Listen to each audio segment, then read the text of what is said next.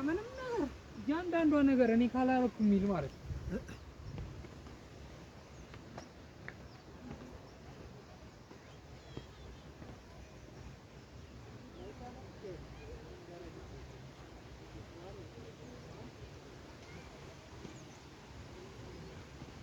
እሺ ጋይስ እንግዲህ ተመልሻለሁ። እንግዲህ እዚህ አካባቢ ያሳየኋችሁ በምክንያት ነው። እኚህ መኖሪያ ቤቶች እያያችሁ ነው። ይሄ እንግዲህ ማለት አብዛኛው የአዲስ አበባ ነዋሪ ይሄን ነው የሚመስለው አኗኗሩ። ከብዙ በጥቂቱ ነው እንጂ ሙሉ አዲስ አበባ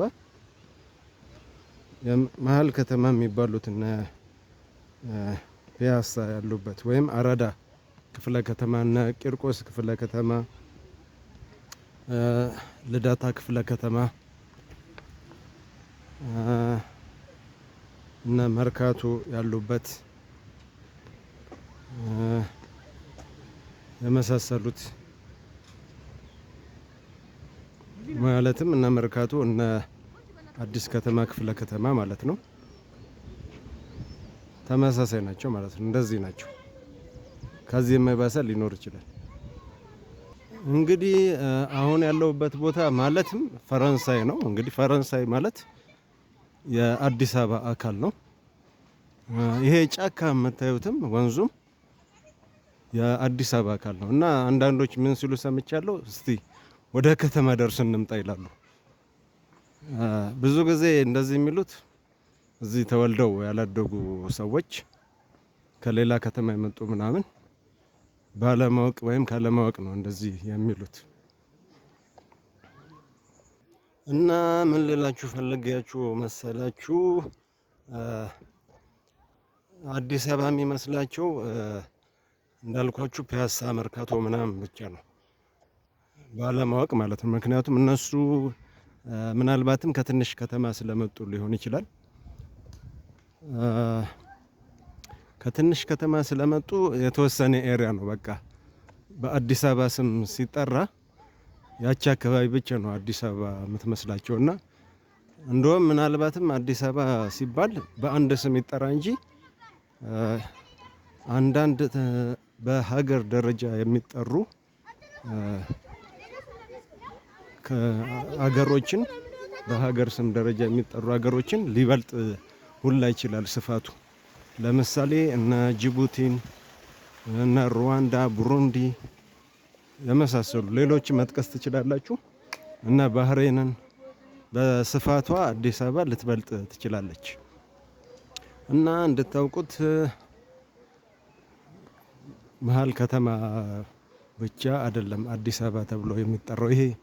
ምክንያቱም ፈረንሳይንም እንደ ገጠር የሚያስብ አለ ስለታዘብኩኝ ነው። እዚህ ጫካና ምናምን ነገር ዛፎች ሲያይ እስቲ ወደ ከተማ ደርሼ ልምጣ የሚል ሰው ሰምቻለሁ። እና ይሄም የአዲስ አበባ አካል ነው። ዛፉም ወንዙም ጫካውም አዲስ አበባ አካል ነው። እና ከተማ ማለት ፎቁ ብቻና ግርግሩ ብቻ አይደለም። እንድታውቁት ባዛው ልላችሁ ብዬ ነው። እንግዲህ ተጉዤ ይኸው ወደ ቤላ እየተቀረብኩ ነው። ቤላ 18 እንግዲህ በጣም ቅርብ መስሎኝ ነበረ። እኔ ራሱ እኛ ተወልደን ያደግንባት ራሱ ሙሉ ለሙሉ አውቀን አልጨረስናትም። እንኳን ከሌላ ቦታ መጣችሁ ማለት ነው ሙሉን ልታውቁት።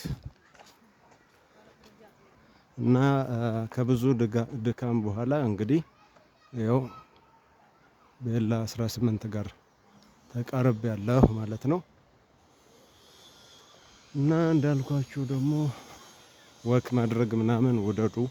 እቤት አትቀመጡ፣ ትደነዝዛላችሁ። አሪፍ ነው እንደዚህ መንቀሳቀሱ።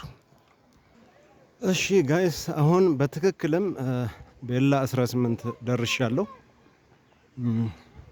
መጀመሪያ ላይ ለራሴም አላወቅኩትም ነበር። ባላውቀውም አይግረማችሁ። ምክንያቱም እንደዚህ ሪቨርሳይድ ሳይሰራ በፊት ማንም ሊያውቀው አይችልም። ምክንያቱም መንቀሳቀሻ አልነበረውም። እንደምታውቁት የቆሸሸ ነው የነበረው፣ ጽዱ አልነበረም። አሁን እንዲህ ጽዱ ስለተደረገ ነው ወንዝ ዳርቻውን ተከትዬ የመጣሁት። እና የማውቀው የነበረው በዛ በመገናኛ በኩል በኮከበ ጽባህ በኩል እና በዛ በሽሮ ሜዳ በኩል ጫፍ ጫፉን ነበረ። አሁን እንደምታዩት በእርግጠኝነት ወደማውቀው ቦታ ደርሻለሁ ማለት ነው። በዛ በሽሮ ሜዳ በኪዳነ ምሕረት በኩል ገብቼ ወደዚህ ወደ ቤላ 18 ጋር ደርሻለሁ ማለት ነው። ከቤላ 18 በኋላ ደግሞ ያው ቀበና ጋርን ማለት ነው። ኮከበ ጽባህ ትምህርት ቤት አጠገብ ዋናው ድልድይ አጠገብ ማለት ነው። እንግዲህ እንዳልኳችሁ ሌላኛው ተንጠልጣይ ድልድይ እዚህ ጋር ነው። ይሄው ሰው እንደምታዩት እየተዝናና ነው ምናምን። ቅድም እዛ ጋር አሳይቻችሁ ነበር። ከልደታ ነው ከጉለሌ ክፍለ ከተማ ወደ የካ የሚያገናኘው ልክ እንደዚህ አይነት ተመሳሳይ ተንጠልጣይ ድልድይ አሳይቻችሁ ነበር። ሌላኛው ይሄ ነው ማለት ነው። ቤላ 18 የሚገኘው ይሄ ነው። ሰው እየተዝናና ፎቶ እየተነሳ ነው እንደምታዩት።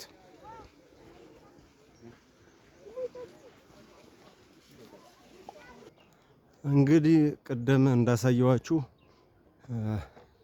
የመጀመሪያ ቪዲዮዎቹ ላይ የቀበና ወንዝ መነሻ ተብሎ የሚጠቀሱ ፏፏቴውን አሳይቻችሁ ነበር። እንግዲህ እዚህ በፈረንሳይ በኩል አልፎ እስከ ወሎ ሰፈር ድረስ ነው የሚቀጥለው። እስከዚህ እስከ ቀበና ዋናው ቀበና ኮከበ ጽባህ ትምህርት ቤት አጠገብ ድረስ ነው የተሰራው እና ስራው እየቀጠለ ነው ያለው። ከቀበና ወንዝ ድልድይ ወደዛ ገና እየተሰራ ነው ያለው፣ አላለቀም። ስራው ያለቀው እዚህ ጋር ነው እና የሚቀጥል ነው የሚሆነው ወንዙን ተከትሎ እንደ በከተማ ደረጃ ነው ይሄ የሚሰራው ማለት ነው። እና ምንድነው እስከ ታች ድረስ ነው የሚቀጥለው። እሱ ብቻ ሳይሆን አቃቂ ወንዝ ንፋስ ስልክ ላፍቶ ከተማ አቋርጦ የሚሄደው አቃቂ ወንዝ እንግዲህ አቃቂ ሲባል የወንዝ ስም ነው። እንደገና አቃቂ ራሱ አንዷ የአዲስ አበባ አካል የሆነችው አቃቂ የአቃቂ ስም መጠሪያ ነው። እንደገና የወንዙ መጠሪያ ነው ማለት ነው።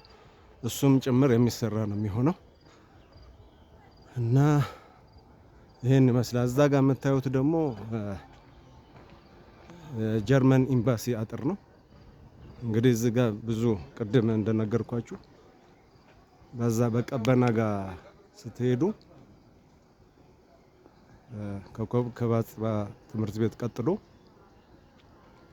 ራሽያ ኤምባሲ አለ፣ ኬንያ ኤምባሲ አለ፣ ቤልጂየም ኤምባሲ አለ እና እንግሊዝ ኤምባሲ አለ። ዋናዎቹ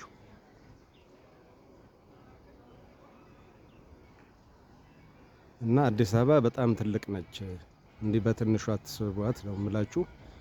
እንደገና እንቅስቃሴ አድርጉ፣ ወክ አድርጉ። ቤት ውስጥ ተቀምጣችሁ አትደንዝዙ። ይሄ አሪፍ አጋጣሚ ነው። ተንቀሳቀሱ እላችኋለሁ እና ይመቻችሁ። ላይክ አድርጉ፣ ኮሜንት አድርጉ፣ ሰብስክራይብ አድርጉ። ቴንክ ዩ